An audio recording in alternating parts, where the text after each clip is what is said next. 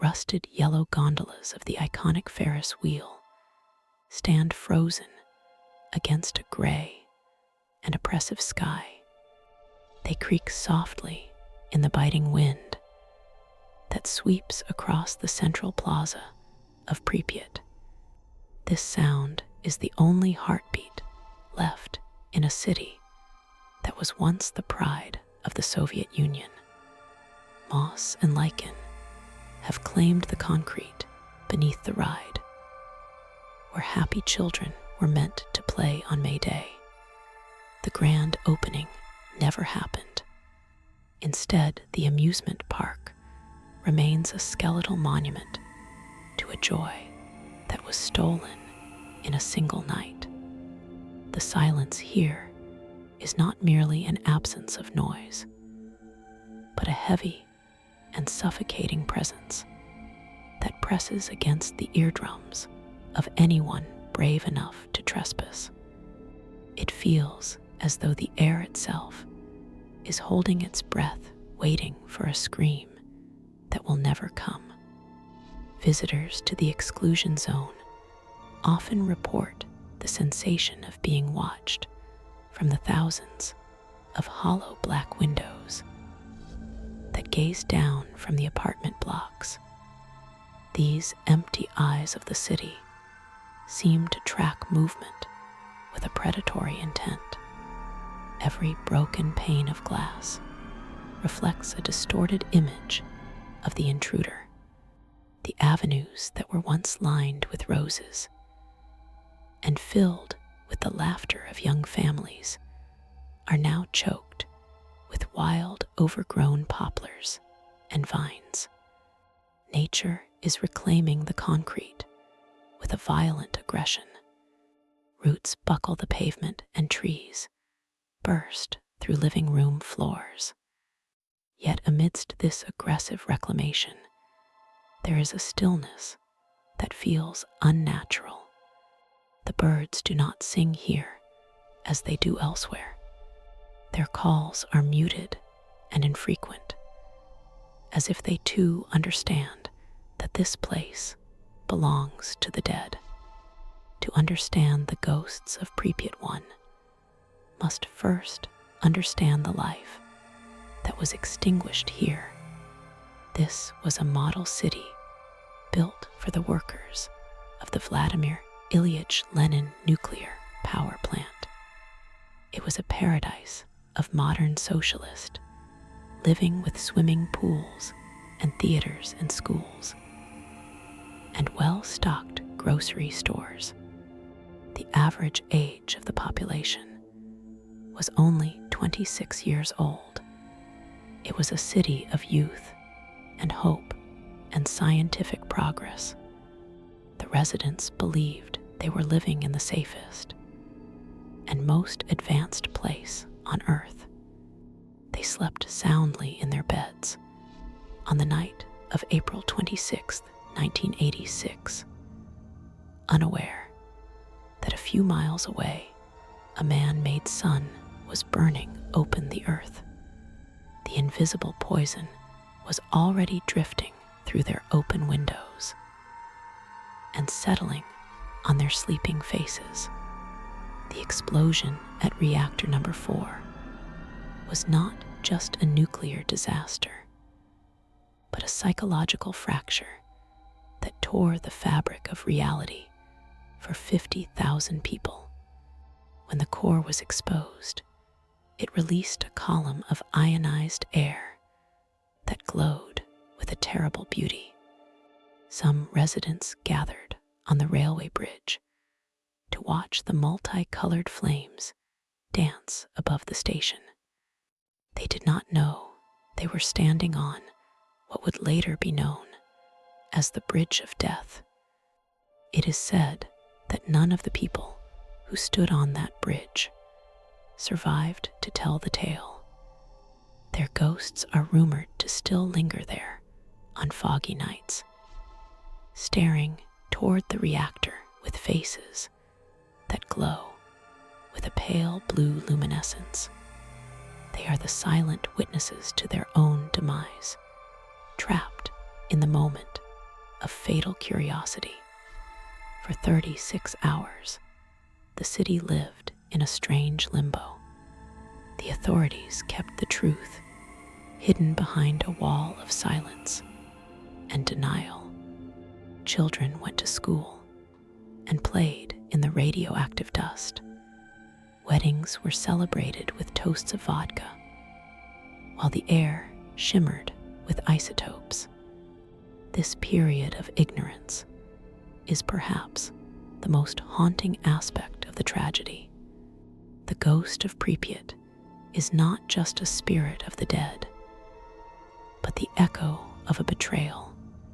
It is the memory of a government that chose to protect its reputation over its people. The evacuation order finally came like a thief in the night. 1,200 buses arrived in a line that stretched for miles. The residents were told to pack only enough for 3 days.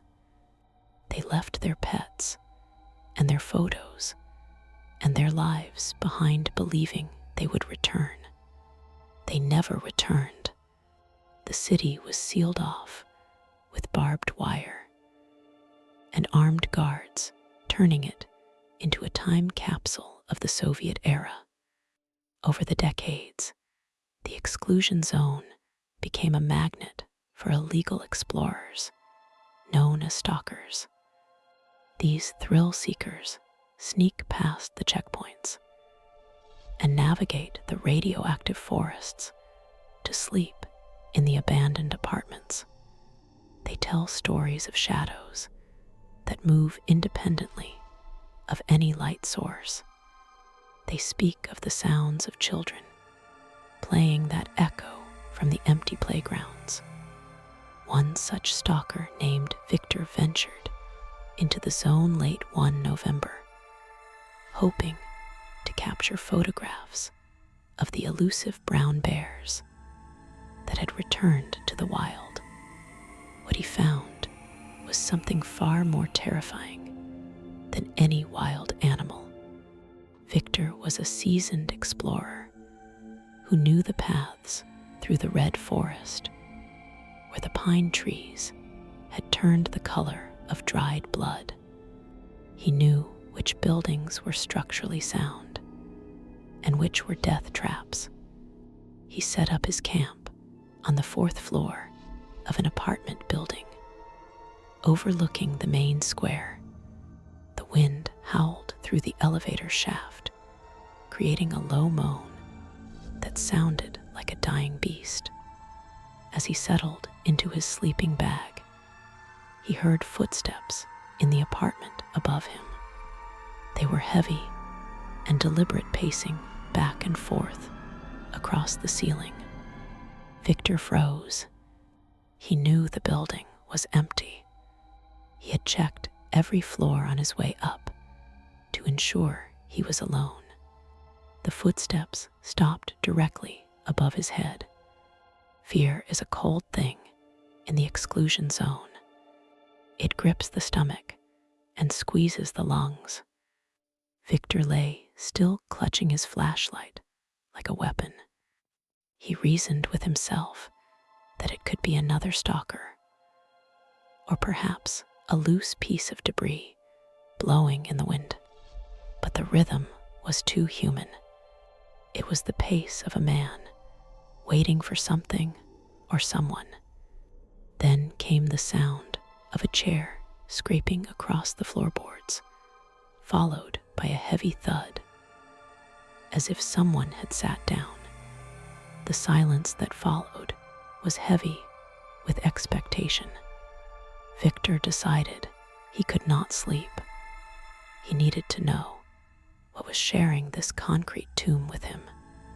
He slowly unzipped his sleeping bag, the sound seeming deafening in the quiet room. He crept into the stairwell, his boots crunching softly on the peeling paint and plaster dust. The beam of his flashlight cut through the swirling dust, motes illuminating the graffiti left by other visitors. He reached the landing of the 5th floor and listened. The silence was absolute. He pushed open the door to the apartment, directly above his own. The room was empty. A rotting sofa sat in the corner, and a broken doll lay face down on the floor.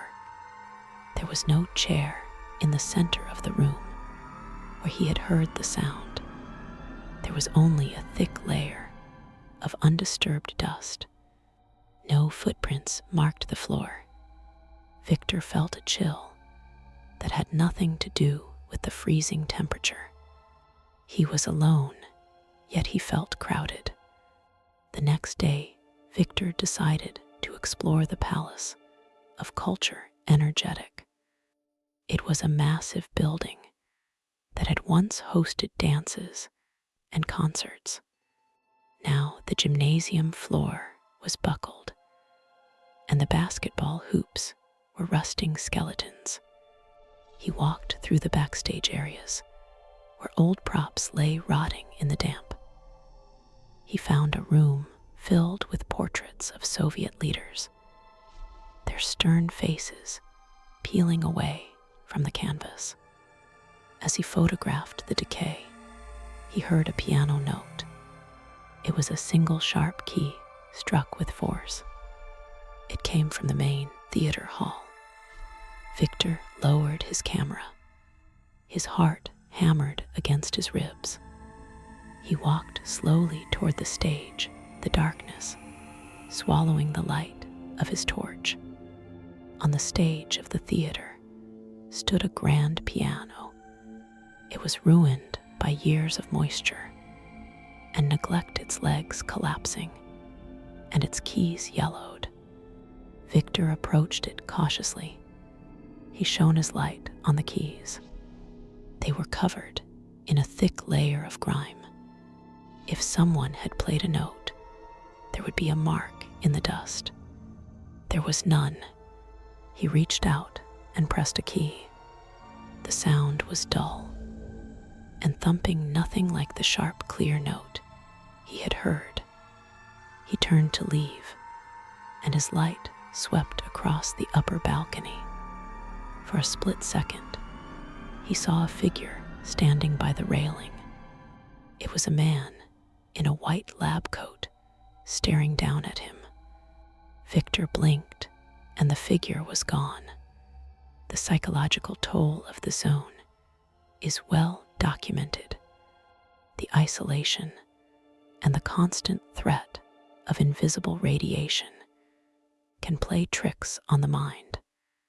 Viktor told himself he was hallucinating from fatigue. He decided to head toward the most infamous location in the city, which was the Azure Swimming Pool. This building had remained in use by the liquidators for years after the disaster. It was one of the cleanest places in the city. The massive glass windows were shattered, now allowing the elements to pour into the empty basin. The diving board stood poised over a drop into nothingness. Viktor climbed down into the deep end, walking on the cracked blue tiles. The acoustics in the pool were disorienting. Every breath he took echoed back to him, magnified. As he walked, he noticed wet footprints on the dry tiles. They were small, like those of a child. They led from the shallow end toward the ladders. Viktor felt a surge of panic. The footprints were fresh. The water was still glistening. He touched one with his gloved finger. It was wet. He spun around, shining his light into the corners of the vast room. There was nowhere for a child to hide. The exits were clear. The impossible nature of the evidence made his mind reel. He was witnessing a loop in time, a memory that refused to fade. Night fell quickly in the zone wrapping the city in a shroud of ink. Viktor knew he should leave, but a morbid curiosity drove him deeper. He wanted to see the basement of the Pripyat hospital.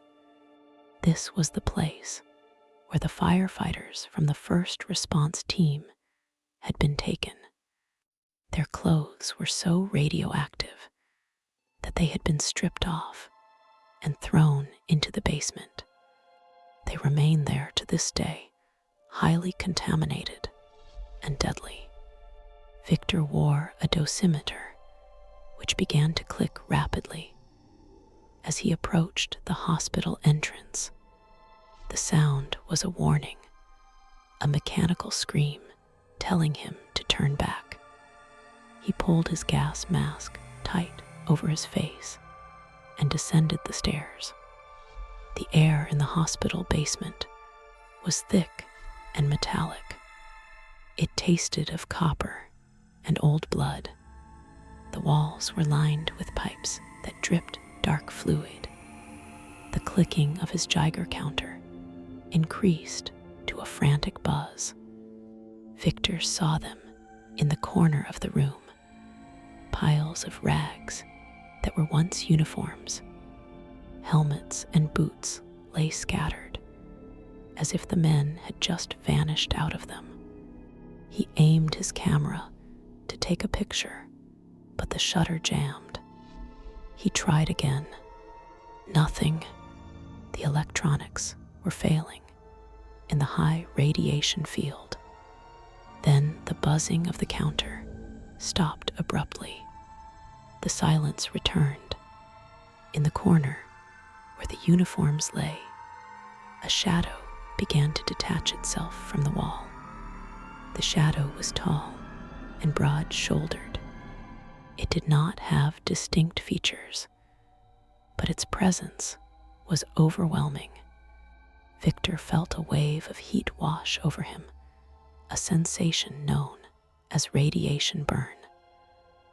But he was wearing protective gear. The heat was internal. He felt as though his insides were cooking. The shadow moved toward him, not by walking, but by gliding through the heavy air. Viktor tried to back away, but his legs felt like lead. He heard a voice in his head, not a sound, but a thought that was not his own. It was a plea for water.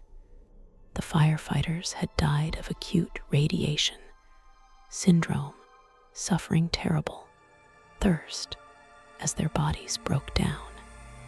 Viktor stumbled back up the stairs, his breath ragged in his mask. He burst out into the cool night air, tearing the mask off to vomit. He checked his dosimeter. The screen was blank. It had been fried. He looked back at the dark, gaping maw of the hospital entrance. He could see nothing, but he could feel the sorrow emanating from the basement.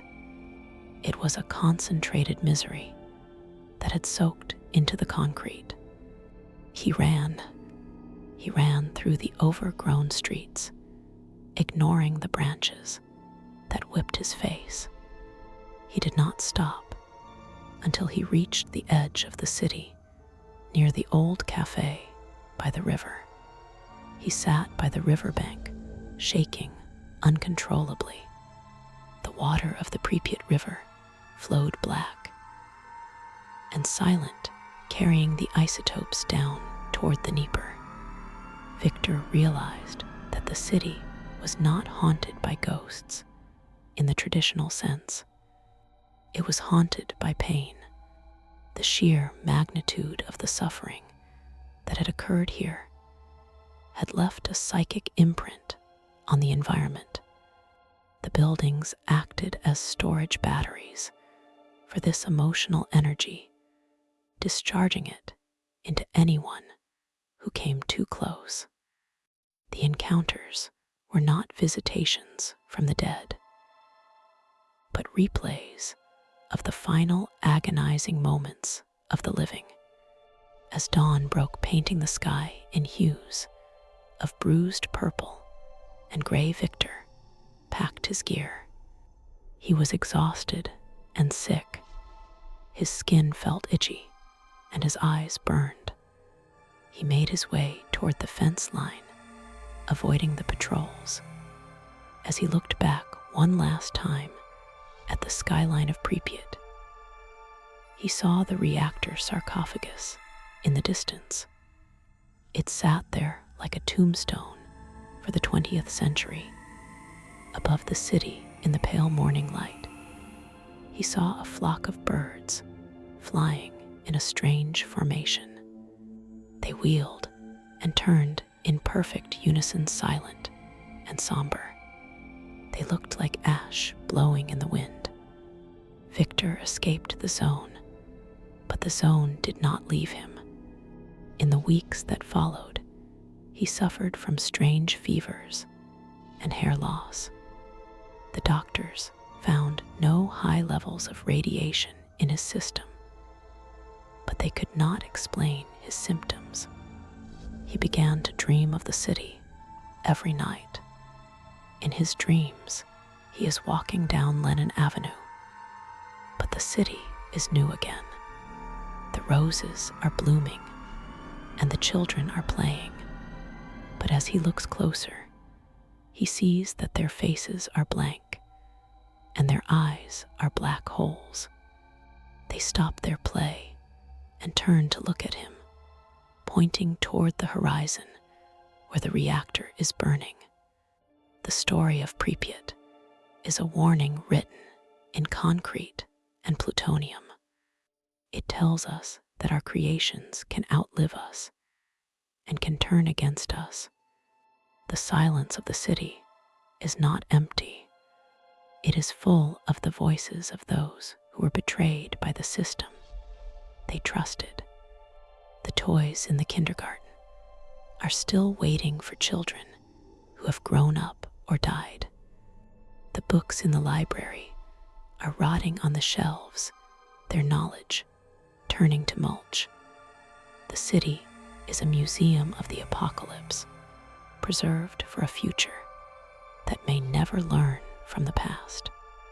There are those who say that the zone is expanding, not geographically, but spiritually. They claim that the despair of Pripyat is leaking out into the world, infecting the dreams of people who have never been there. It is a dark gravity well that pulls at the human soul. The stalkers who return there again and again say they feel more alive in the dead city than they do in the real world. They are addicted to the proximity of death. They are the pilgrims of the new dark age, seeking meaning in the ruins of a fallen empire. The Ferris wheel continues to rust. One day it will collapse. The buildings will crumble, and the forest will swallow the last of the concrete. But the invisible mark will remain. The half-life of the elements released is thousands of years. Long after the name Pripyat is forgotten, the ground will still be poison. The ghosts will have no walls to haunt, but they will remain in the soil and the water.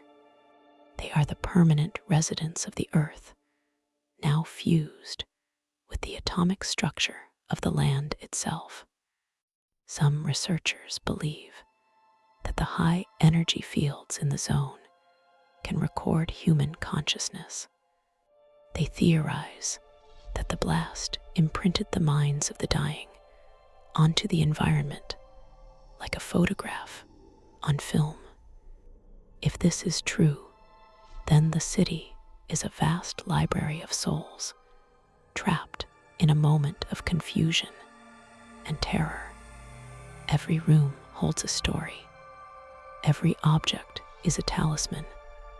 To touch them is to connect with the dead. This is why the stalkers are warned never to take souvenirs. To take an object from the zone is to invite the ghost attached to it into your home. There is a legend among the stalkers of the Black Bird of Chernobyl. It is said to be a creature that was seen in the days leading up to the disaster. A large winged beast with glowing red eyes.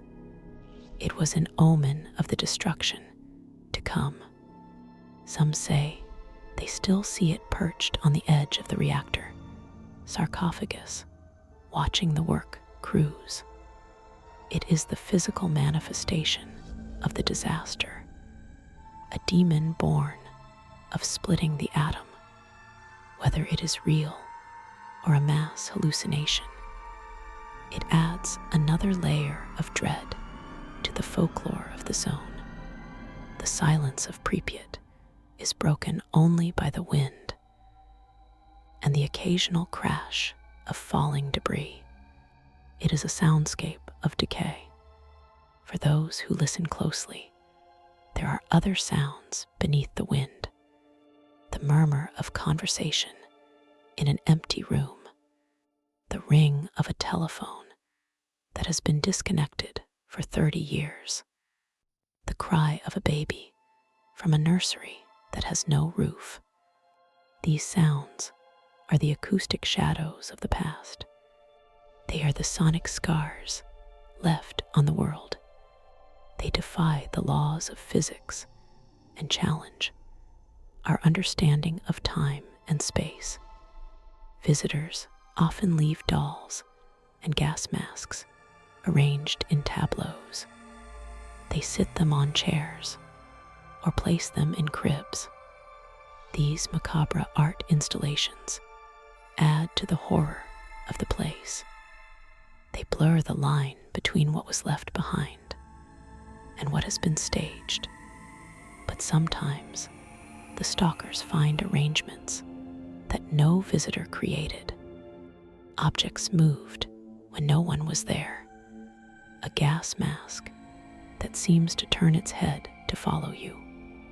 It suggests that the entities here are not just recordings, but active intelligences capable of manipulating the physical world. The basement of the hospital remains the most dangerous place in the city. The radiation levels are still lethal, yet people are drawn to it. It is the heart of the darkness. The firefighters' uniforms are still they're slowly disintegrating.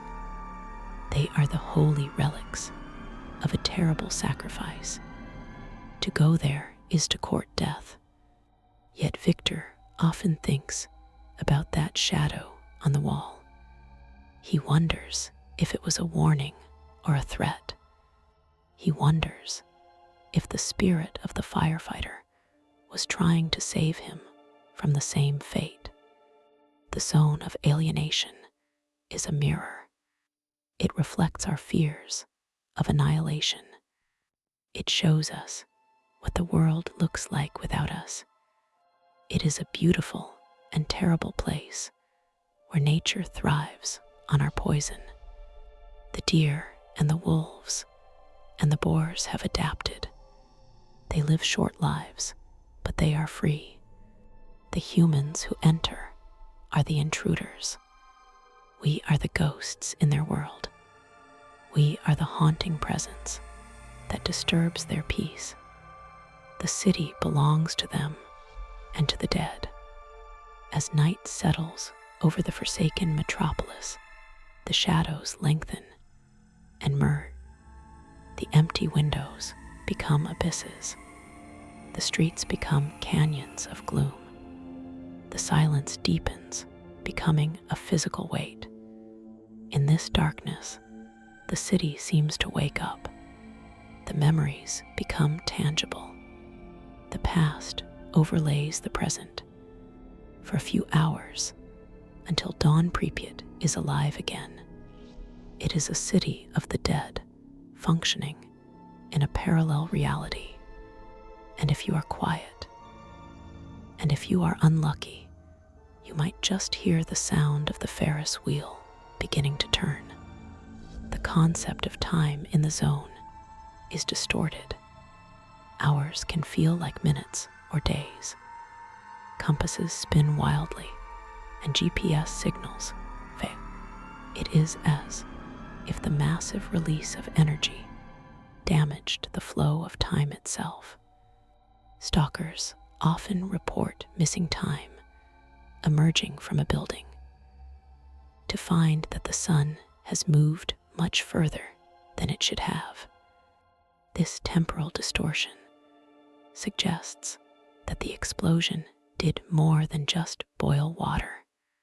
It may have thinned the veil between dimensions, allowing us to glimpse a world where the clock stopped in 1986. Deep in the Jupiter factory, on the outskirts of the city, there are rumors of a secret laboratory. The documents found their hint at experiments conducted after the evacuation. Dark rumors circulate about what was kept in the underground levels. Some say the Soviet military used the zone to test psychotropic weapons. These stories may be fiction, but they add to the paranoia that permeates the air. Every locked door is a mystery. Every dark stairwell is a potential descent into madness. The factory stands as a rusting hulk, a cathedral of industry dedicated to forgotten gods. The liquidators who cleaned up the mess are the true heroes of this story. They were men who shoveled radioactive graphite off the roof of the reactor with their bare hands. They wore lead vests that offered little protection. They were known as bio-robots. They sacrificed their health and their futures to save Europe from a nuclear winter. Their spirits are the guardians of the zone. They are the ones who watch from the shadows, ensuring that the sarcophagus holds. They are the silent sentinels, standing an eternal vigil over the monster they caged. As the years pass, the concrete of Pripyat becomes more brittle. The city is dissolving. Eventually, it will be nothing more than a strange hill in the forest. But the story will remain. It has become a modern myth, a cautionary tale that is whispered around the world. It is the story of the ghost city where the clock stopped and the people vanished. It is the story of the eerie silence that covers a multitude of sins. It is the story that will never end, because the half-life of memory is longer than the half-life of uranium. The ultimate horror of Pripyat is not the ghosts or the radiation. It is the loneliness. It is the realization of how fragile our civilization is. All it takes is one mistake, one act of hubris, and everything we love can be taken away. The empty shoes in the hallway and the open books on the desks are testaments to the suddenness of the end. They remind us to cherish the present, because the future is never guaranteed. The city stands as a memento mori, a giant skull grinning at the world. Viktor still wakes up screaming sometimes. He smells the ozone and tastes the copper. He feels the heat of the shadow in the basement. He knows that part of him never left the zone. He is tethered to it by an invisible cord. He is one of the many who have been touched by the cold hand of the atom. He lives in the world of the living, but his soul wanders the streets of the ghost city. He walks past the Ferris wheel and through the square, waiting for the day when he will finally return to the silence. The silence is the final character in this tragedy. It is the villain and the victim. It covers the screams and the sirens. It swallows the prayers and the curses. It is the silence of the grave, but on the scale of a metropolis. It is a silence that demands to be heard. It screams at you with its emptiness. It is the eerie silence in a forsaken metropolis, and it will wait there patiently for the next traveler to step into its embrace and listen to its terrible secret.